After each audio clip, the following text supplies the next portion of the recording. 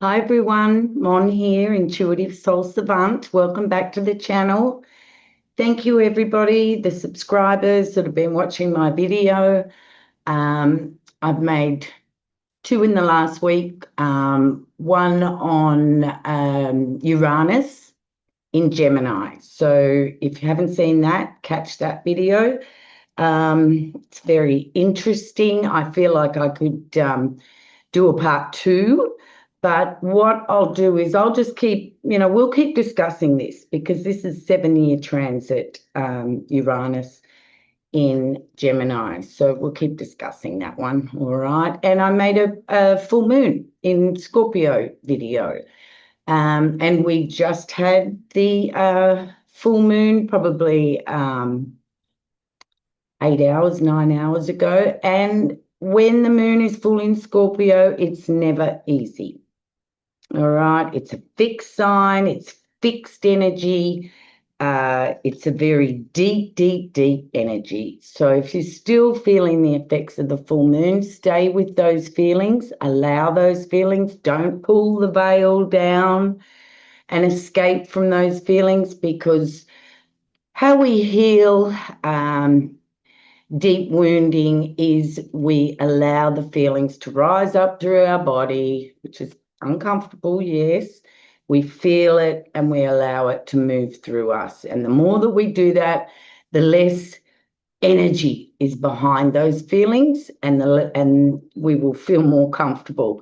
So every year, in November as well, when the sun is in Scorpio, and in May, when the full moon is in Scorpio, I always feel it. And as much work as I've done, it's always still there. However, it is no way as intense as it was before I started to process those feelings. All right. So I hope that you're okay. You may feel a little precious. Self-care, self-love, that is the antidote. Okay, and just take it easy and not to push ourselves. With the sun in Taurus at the moment, slow and steady. Take it easy. All right. Big hug if you're struggling out there with this full moon energy. All right. Well, in Australian time, Sydney time, it is Saturday, the 2nd of May. So we're already into the 5th month. Things are moving along quickly. With the fire horse year, yes, things are moving along quickly. And as much as everybody went on about the fire horse year, how amazing it would be, we do have to remember that fire horse energy is intense. It's rebellious and it is intense. All right. The girl fire horse children were in some parts of Asia were murdered from birth because they wouldn't make good wives, submissive women to a husband because of the rebelliousness of the fire horse. Now, you can go and Google that. That's common knowledge. I knew that early 20s. I found that out. And I found that very interesting. Yeah. All right. So today, everybody, we have Venus sextiling Saturn. And Venus is in Gemini. Remember, Venus held Uranus's hands as Uranus ingressed into Gemini last week. And Venus is there at 9 degrees. So Venus is moving along fairly quickly. And that was early this morning, Sydney time. So Friday for the Northern Hemisphere, Venus sextiled Saturn. That energy will still be around for a day or so. Now, let's start looking ahead. Saturn will station retrograde on the 26th of July. Okay, so Saturn's moved along past Neptune and had its conjunction with the personal planets. And Saturn will keep moving along all the way to 14 degrees, nearly 15 degrees. Okay, and that will happen the 26th of July. Saturn will station retrograde. And Saturn will retrograde all the way back to 7 degrees 55 minutes, 8 degrees. So if you've got anything in between that, say 4, let's say 4 degrees, 18 degrees of Aries, well, to be exact, okay, 8 degrees and 15 degrees of Aries. If you've got any planets, angles in those degrees, you're going to get another hit from Saturn, and that will happen the 10th of December. Saturn will station direct. So Saturn stations retrograde the 26th of July, and then Saturn will station direct the 10th of August. Okay, so Saturn's moving along all the way to 15 degrees. All right, so just keep that in mind. The sextile we know is an easy transit. So, Venus in Gemini, with the sextile, Venus is about relationship, getting together, having fun, all the good things in life, having a bit of money to spend, loving on the self, the creature comforts, and sextiling Saturn, you can ground that energy. It's reality, okay? So it can be a very comforting energy with the grounding of Venus sextiling Saturn, especially Saturn in Aries, all right, and Venus in Gemini, the butterfly. Gemini is moving from one group of friends with a bit of information here and a bit of information there. That's Gemini, okay? So that's what's happened early this morning, and we also today have Mercury conjunct Chiron. Chiron is in Aries. Mercury is in Aries. It's very late degrees, though. It's 27 degrees, 33 minutes. Chiron isn't finished. Chiron is going to retrograde back. So, we will still have more of Chiron in Aries, a healing of the sense of self, right? Chiron, the wounded healer in Aries. We've been learning to put ourselves first in a healthy way, not a selfish way. A lot of humans have wounding in the self because we weren't honoured as children. We weren't valued as children. Now in these modern times, we know how important it is to value our children, to give them a good sense of self-esteem, self-love. So Chiron's been transiting Aries and bringing that to our attention about putting the self first, loving the self. And with Mercury conjunct Chiron, the thinking about all of this, like a revelation. If you've been working on these issues for a while, which we all have, me included, daily, we can start thinking. We may have a thought breakthrough about caring for ourselves, especially if we are caretakers, looking after everybody else because we think that's the thing to do and putting ourselves last, but it's not the thing to do. We need to look after ourselves, fill our cup, so then it is overflowing enough to be able to help others if we are needed to, right? Otherwise, we get on with our own business. We make our own dreams come true. So Mercury conjunct Chiron. And if there's wounds to be brought up regarding that, around now is the time, especially with that Scorpio full moon, everybody. Okay, so Mercury will be moving on into Taurus, and that will happen Sunday here at 1 p.m.-ish. So in the Northern Hemisphere, that's, late Saturday evening for you guys.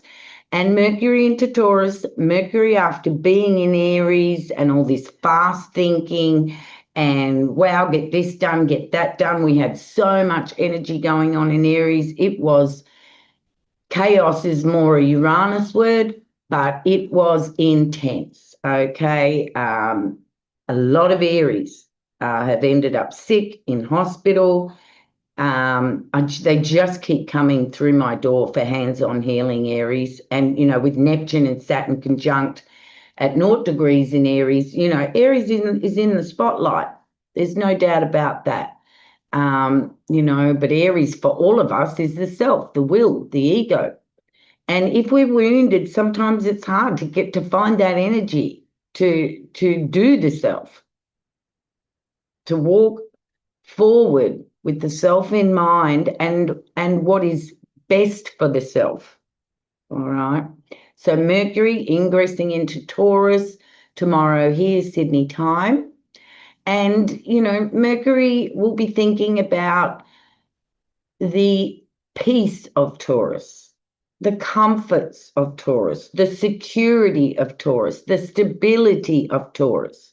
So after all that Aries energy, Mercury will bring us some strategies.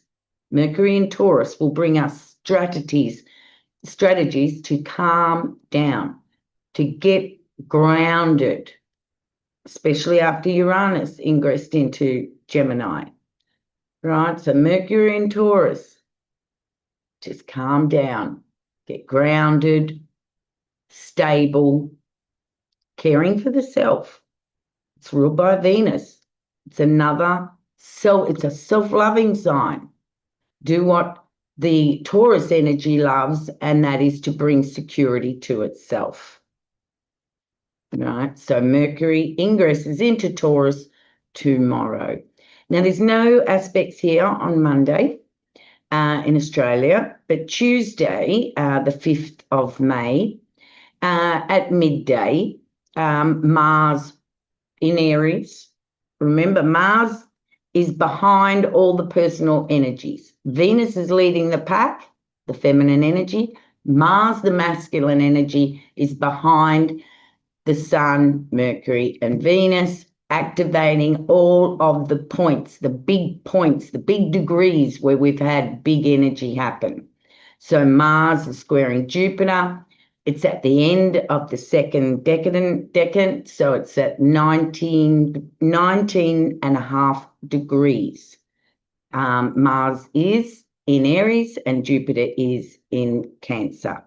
19 and a half degrees. Now, Mars loves to be in Aries. It loves to move quickly. It loves to make things happen quickly. It loves to go get what it wants, all right? Take action, do the thing. That's Mars in Aries. But Jupiter in Cancer is the expansion of the security of our inner world, the crap under our shell, our home, our family. That's where Cancer reaches for security, is within the home, within the family, within where it can nurture others. Cancers love to nurture others, as well as themselves and their inner emotional feelings, right? So Aries, with that Mars in Aries, Aries placements, the cardinal signs, Aries, Libra, Capricorn, and the Cancer with the Jupiter there, this may affect you for sure, especially if you've got placements around that 19 and a half degrees and a few degrees either side of that, all right? But what is the antidote? The antidote is to balance the Mars in Aries and the Jupiter expansion of that inner energy, the Cancer, the security of the home energy, right? So to balance that out, the wanting to take action out there in the world with the expansion of wanting to just be safe within the home and within the familiarity of the family or whoever you call family, and nurture where you're nurtured and where you nurture others, okay? So the balance is going to be needed there, all right? So that is Tuesday the 5th, so midday here, so it's early in the morning on Tuesday or late in the evening Monday for the Northern Hemisphere. Then we get to Wednesday the 6th, and Mercury in Taurus squares Pluto in Aquarius. My mind's downloading. So we know on the Sunday, the Mercury ingressed into Taurus. We're taking it easy. We're finding our security. We're finding our balance. We're taking steps for our own stability, right? And that is squaring Pluto in Aquarius. Now, Aquarius isn't like Taurus at all. Aquarius moves out with the people. Aquarius is also a very individual energy. Yes, it is the collective, but it's an individual energy. So having Mercury in Taurus, maybe we're thinking of ways with the square, because action is needed with a square. It's not an easy aspect. Action is needed, and it may be uncomfortable. So maybe we're thinking about the security and stability of ourselves and trying to balance that with the awareness of our part in the collective. Now, that would mean, with Mercury in Taurus, we can't just say, well, as long as I'm secure and I'm stable and I'm happy, bugger the rest of them. Right? Pluto is about death of those beliefs. Death of that. We are one in the collective. We are all one. It's science. It's not a philosophical belief. We move as one system, all right? And obviously our system's not real healthy at the moment, but that is the whole key of Pluto in Aquarius, the transformation to bring the collective to the highest potential.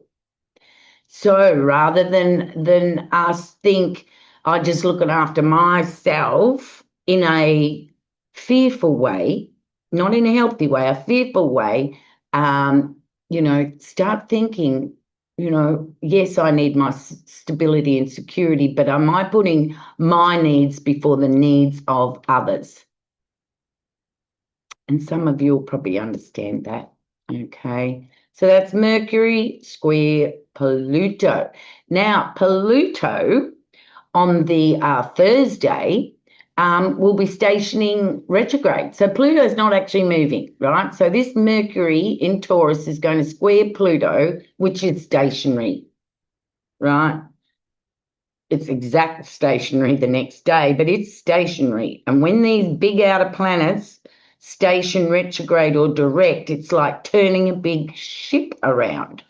Okay, they're moving along and then they've got to go out, and that's why it looks like they're going, the planets are going backwards, but they're not. It's just a visual thing, right?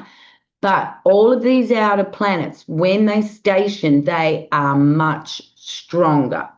So I'm not geopolitical, but something out there in the wider world, could go down with this Mercury in Taurus, because what is our finances seem to be our security and our stability in the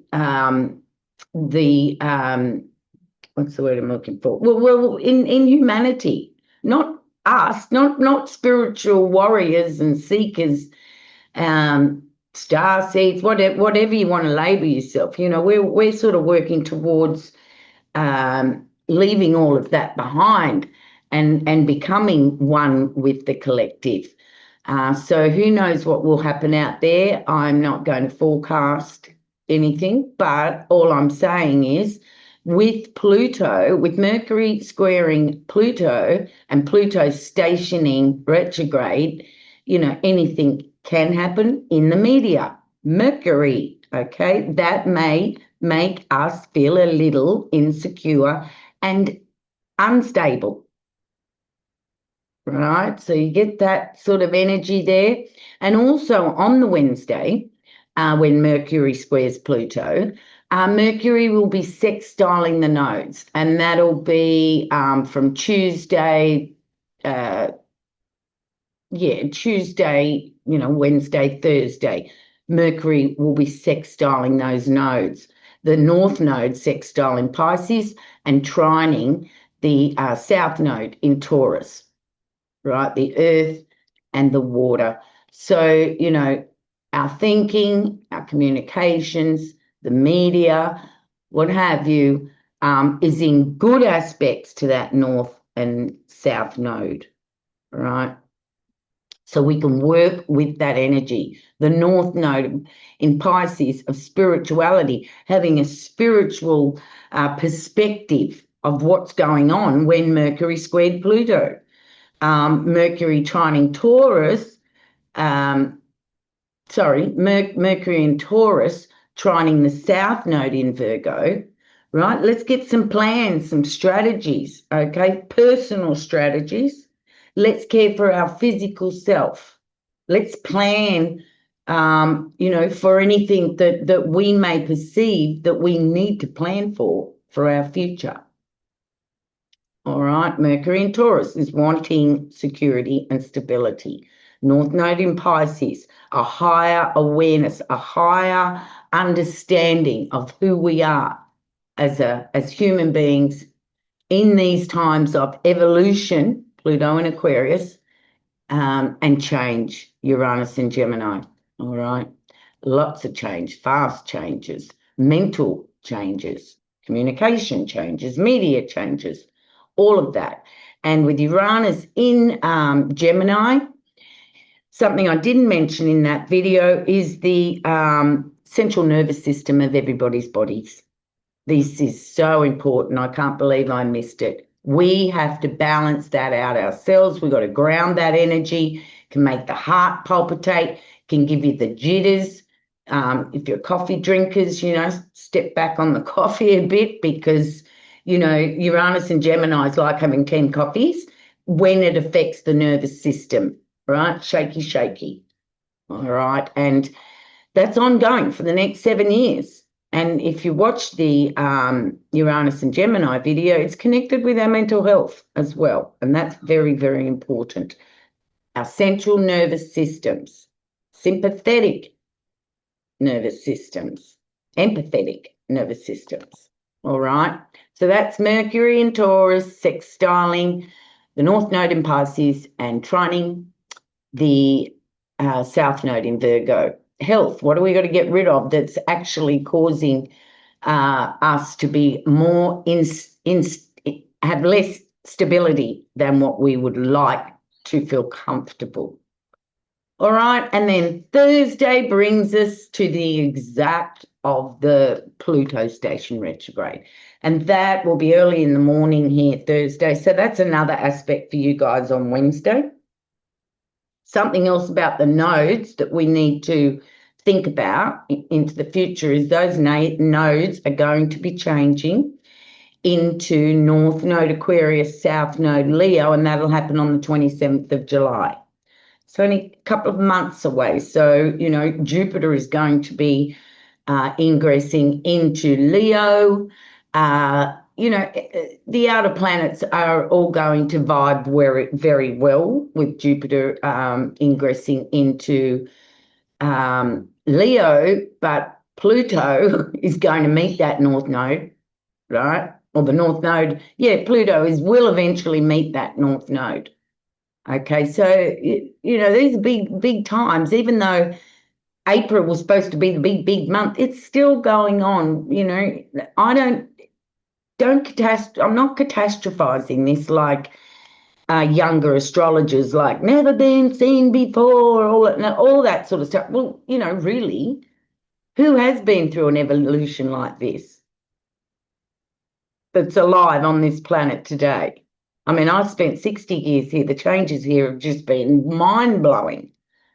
Mind-blowing. It's a wonder the older people have even handled the amount of changes that they've had to experience from birth until now, especially with technology on board and the power plays on board and the awakenings to what we trusted with the powers that want to be.